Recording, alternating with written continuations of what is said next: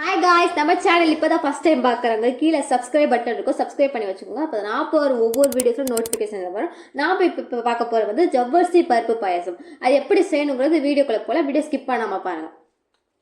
இப்போ அடுப்பு பற்ற வச்சு குக்கர் அதில் வைக்கணும். குக்கர் சூடு ஏறினவும் ஒரு கப்பு ஜவ்வரிசி குக்கரில் போடவும்.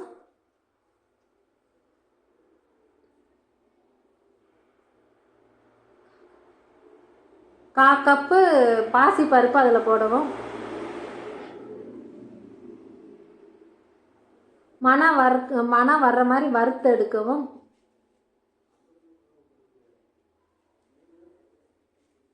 மணம் வந்த பிறப்பாடு ஒரு செம்பு தண்ணி ஊற்றவும். தண்ணி ஊற்றி கிண்டணும், கெட்டி ஆகாமல். A few moments later. 1/4 spoon உப்பையும் போடணும். உப்பை போட்டு குக்கரை மூடி வச்சுட்டு விசில் வச்சு 3 விசில் எடுத்த பிற்பாடு ஓப்பன் பண்ணிவிட்டு அதையும் கிண்டணும்.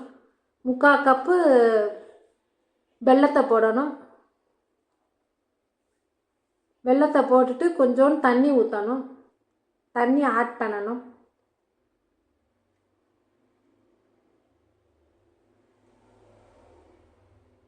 கொஞ்சம் தண்ணி ஆட் பண்ணிவிட்டு அதுக்கு கிண்டி விடணும் கரண்டியை வச்சு.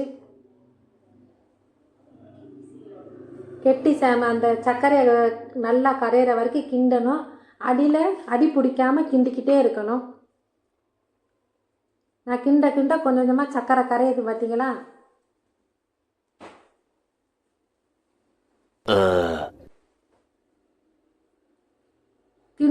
நல்லா கிண்டிக்கிட்டே இருக்கணும்.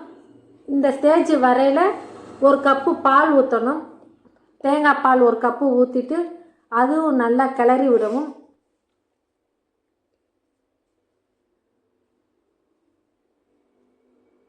கிளறி விட்டுட்டு நெய் வந்து ஒரு கரண்டியில் ஊற்றிட்டு ஏலக்காய், முந்திரி, கிஸ்மிஸ் பழமும் நல்லா பொன்னிறமாக வறுத்து எடுக்கவும். வறுத்து எடுத்து போட்டுட்டு ஒரு கிண்டி விட்டுட்டு